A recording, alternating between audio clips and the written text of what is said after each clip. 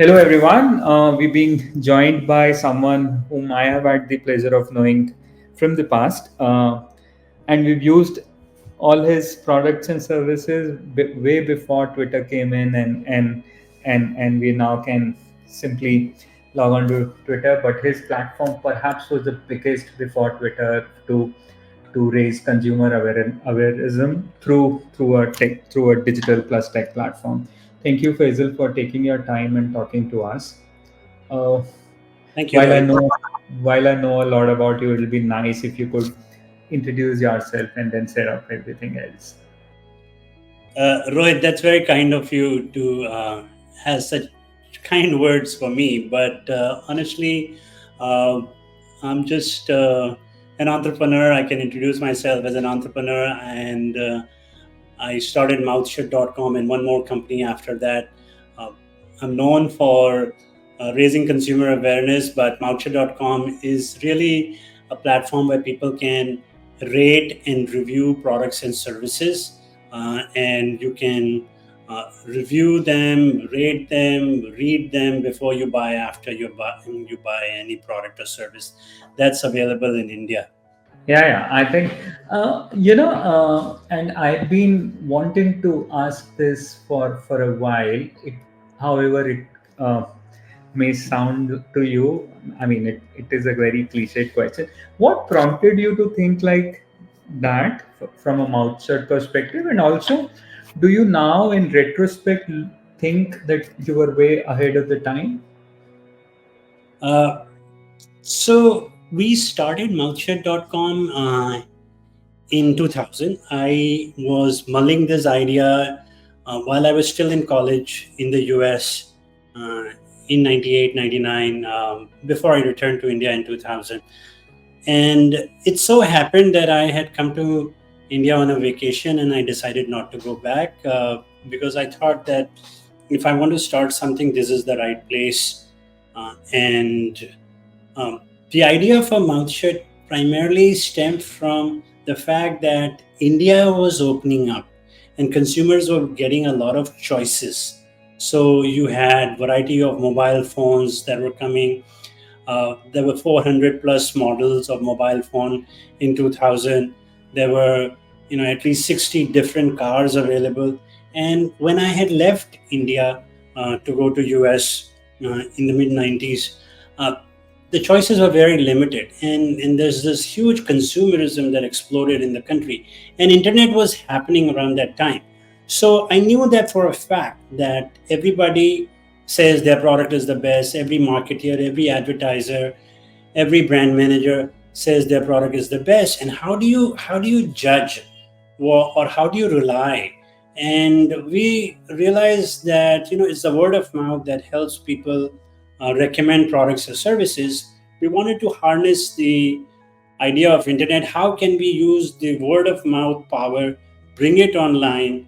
And that's how the foundation of MouthShut.com was laid, with 15,000 products. And we started getting reviews by the end of November 2000. Yeah, I know. I mean, it was a rage back then. But in the current times, Faisal, do you think you would have done uh, things very differently, keeping in mind the tech that's available now versus back then? Definitely, I think, Rohit, to answer your question simply, yes, there were a lot of limitations we had. So we had to work in those limitations. For example, the internet speed was very slow. We used to use dial-up connections, um, 2.4 kbps and 9.6 kbps, not even mbps.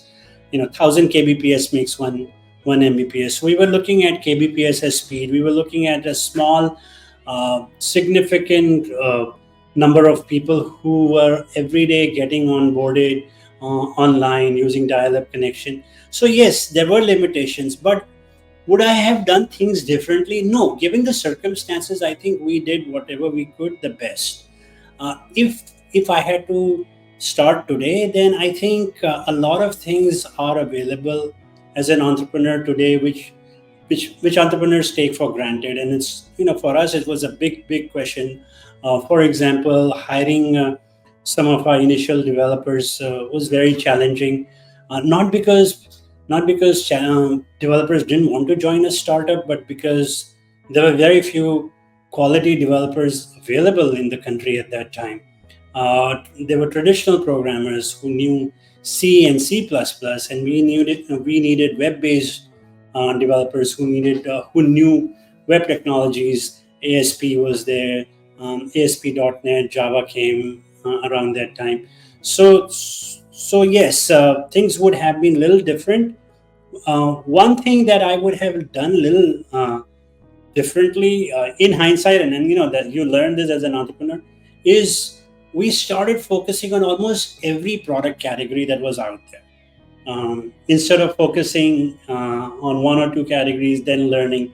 So we were just inundated for the first 4 5 years. We were so inundated with all these products and services that I would have done differently. Probably started with one or two categories, if in hindsight. Fast forward now, how's tech now looking at MouthShut? Does it play a very critical role in terms of data gathering and data analysis and everything else? So, technology, MouthShut is essentially a technology company, and technology remains the backbone of our company.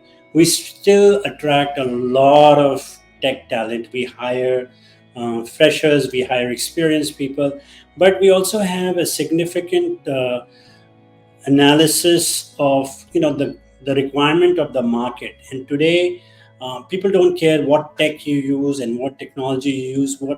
What they want is, how is it helping me? So we have to give them a lot of graphical tools, reports, dashboards, analytics, and easier decision making data.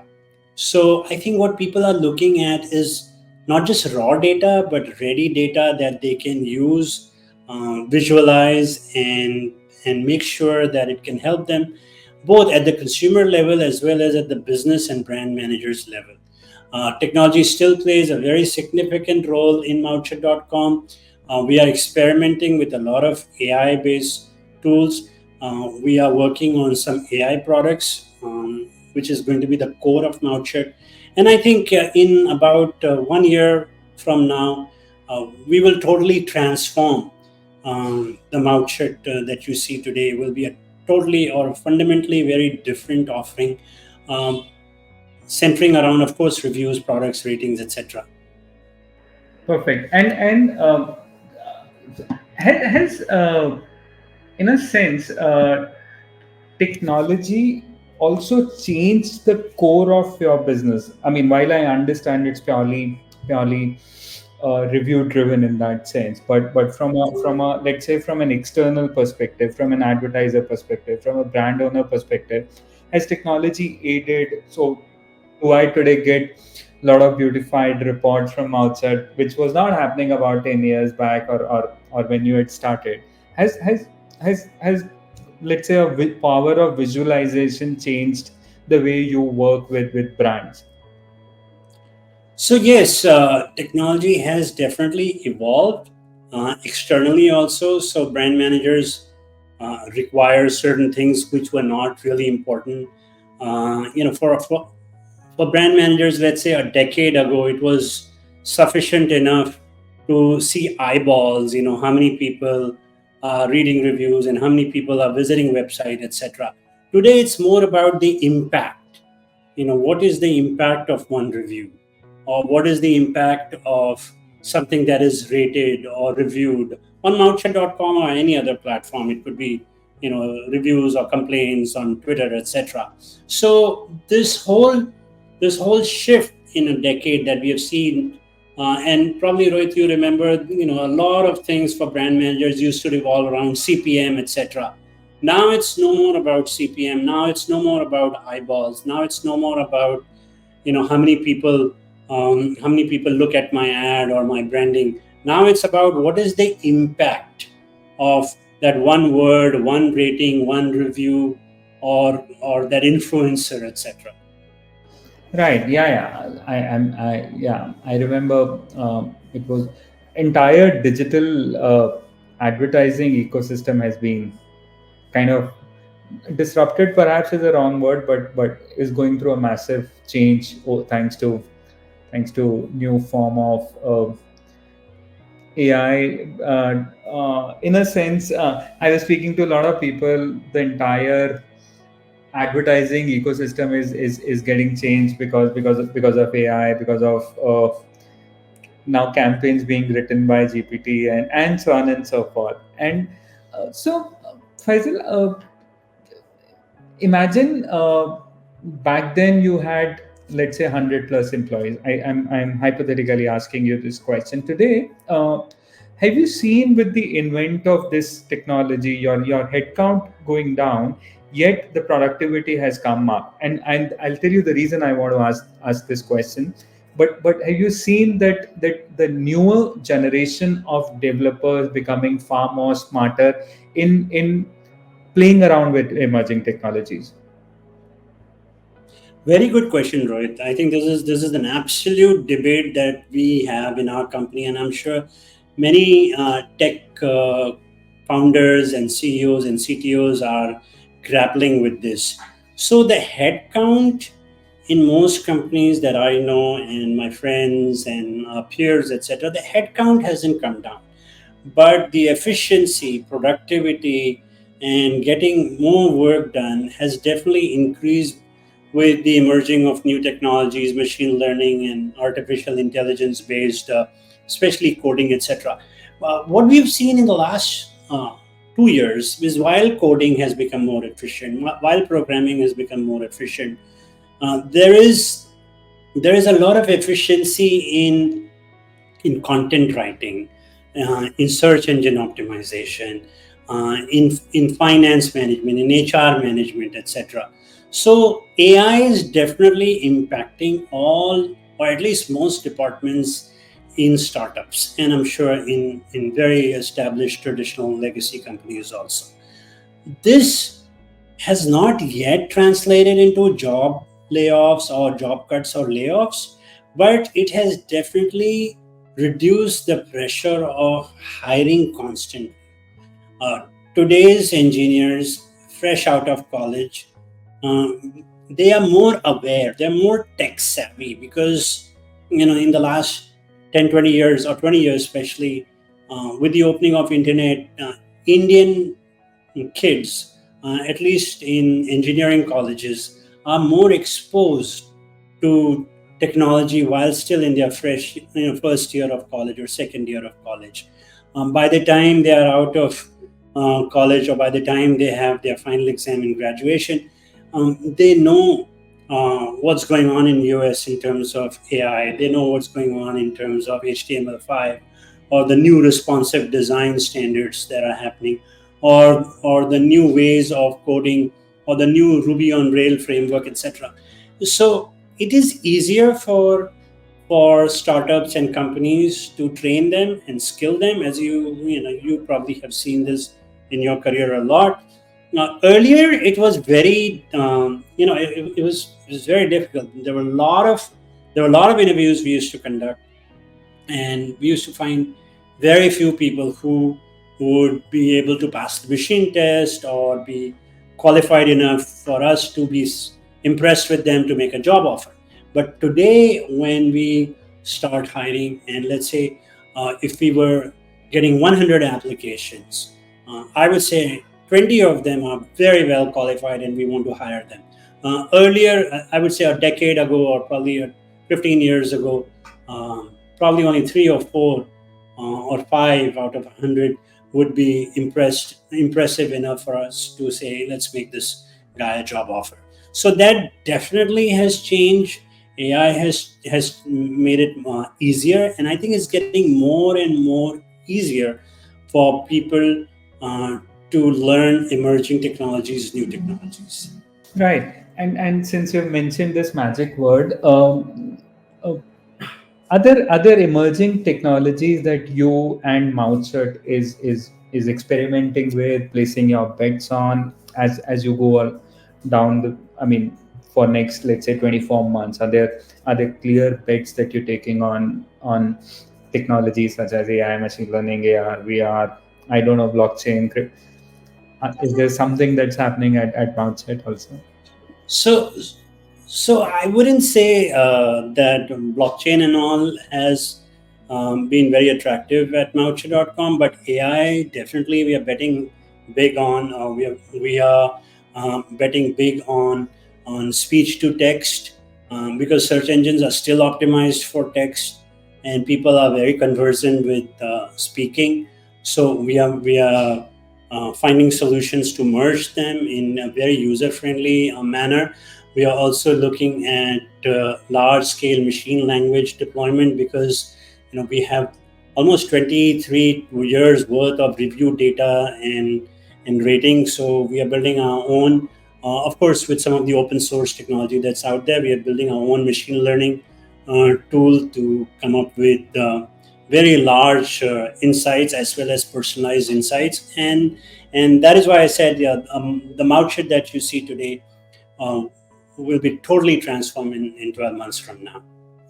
you know and you touched upon this aspect of it, and since we got a kind of you on the conversation table, uh, is there a specific, while you mentioned about the coding skills, etc., how does a leader like you hire the younger force, in the sense, are there traits that you look at? Because, and the reason I because a lot of these young developers would eventually be watching this, if they were to crack interview with you, or land up a job opportunity, are there key definitive traits that you look at, apart from coding skills?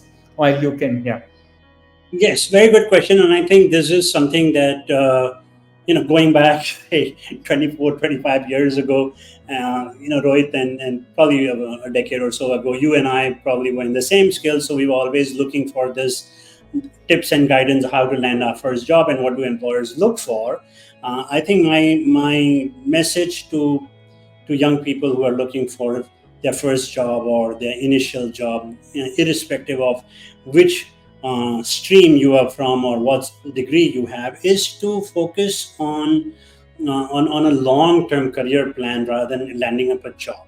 Uh, Today, landing up a job in a tech industry is not as challenging and difficult as it was 2 decades ago.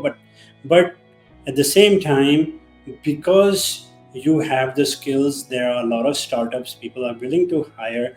So they will need to segregate you from all other good candidates. So there should be something unique about you, that will make an employer, HR manager, or a CEO or a founder appeal and reach out to you that, hey, you should join my stock company. Now, here are some of the things. I think internships, it's very important. We love people who have, after their first year, second year, or third year of engineering or whatever college that they're attending, have some internship background. There are enough opportunities out there in India now for internship. Get some kind of an internship, preferably in a domain that you are looking to build your career on. So, if you get a tech related internship and you want a tech career ahead after college, that's perfect. Be open to learning. A lot of kids miss out on good companies because they have preconceived biases. I don't know how these biases come. Probably they are more influenced by their friends, from their peers, etc. They may know or not know about companies, and so everybody is looking for a brand name company as their first job. Don't look out for the brand name companies. I mean, nobody knew Instagram, right? And Instagram just came all of a sudden in 2010, and by 2012 they were giving big time competition to Facebook. So much so that Facebook was threatened. The Facebook photo sharing part of it was so abandoned by people because they shifted to this new company, which had a product called Instagram. And then Facebook just acquired them. Nobody knew of a company called YouTube until 2005-6, and then everybody in 2006 heard about YouTube when Google acquired them. So innovation, invention is always done by small companies which are probably unknown, unheard of. So look for people who you'd be working with. If it's a no-name company, read about the founder, read about the CEO, go to their website, learn their product. If you have done some homework about the company and then show up at the job interview, I think 50% of your hiring decision is made because you'll be able to impress the HR manager or recruiting manager by your questions about the company. Every good HR manager, every good interviewer gives you the chance to ask questions after the interview is over or during the interview. And that is when you can impress them with your knowledge about that company because you've done some homework, 10, 15, 20 minutes of reading, understanding. So if somebody comes to me and I have, let's say, 5 people and we have to hire one person out of 5, and all 5 are very good. During the final round of interview, if somebody asks me a question about MouthShut or about some suggestion he may have, some innocent question, some innocent suggestion, I'll be impressed. I was like, ये बच्चे ने ये बच्चे ने थोड़ी मेहनत करा है. I think he's gone through it. He's studied it. And that's why he's asking that question. And you can't trick a CEO or a founder about a question. The question can be very innocent. And I'll be impressed. My last question. You right at the start. You said you came from US and then wanted to kind of build business here in India, and this is dare I say before this whole startup ecosystem boomed. I mean, you were far ahead on the startup ecosystem side or slash entrepreneurship side as well. Uh, uh,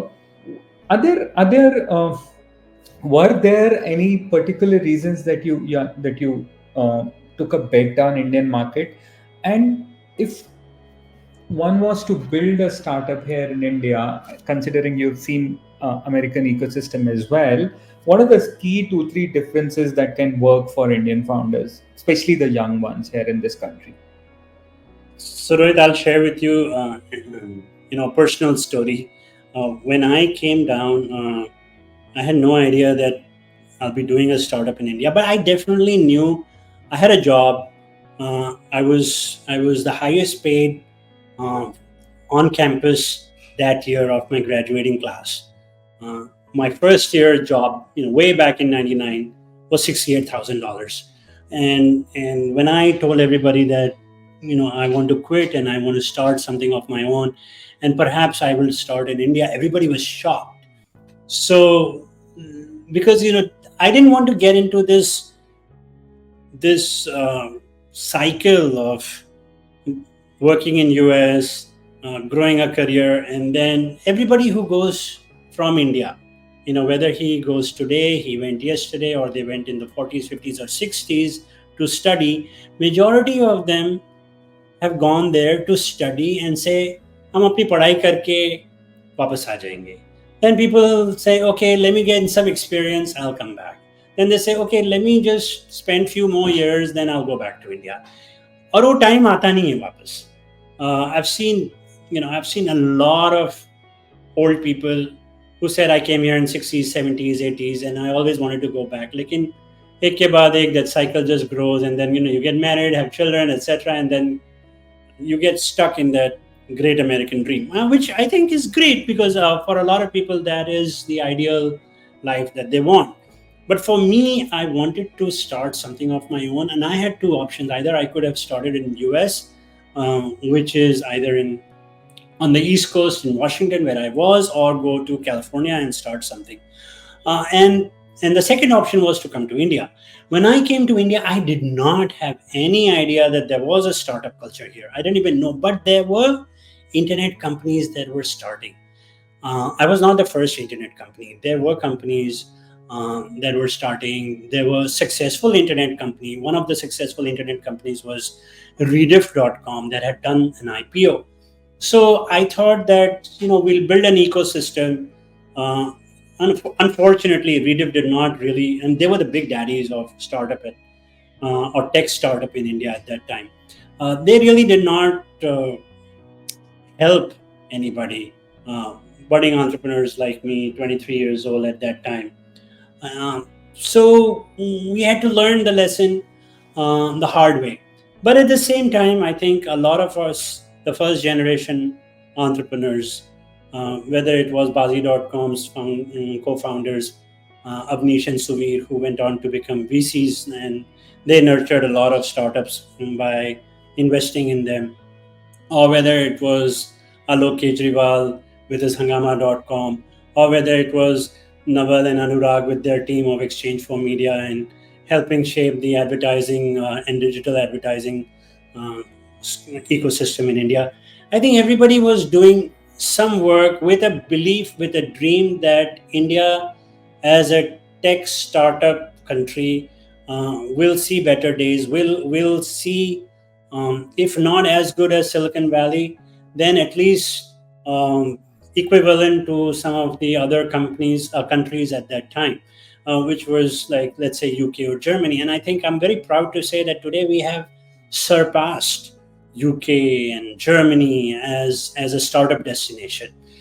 Second thing is that, and this is the greatness of the people of our country, right? These first generation entrepreneurs, in their own little ways, whoever they were.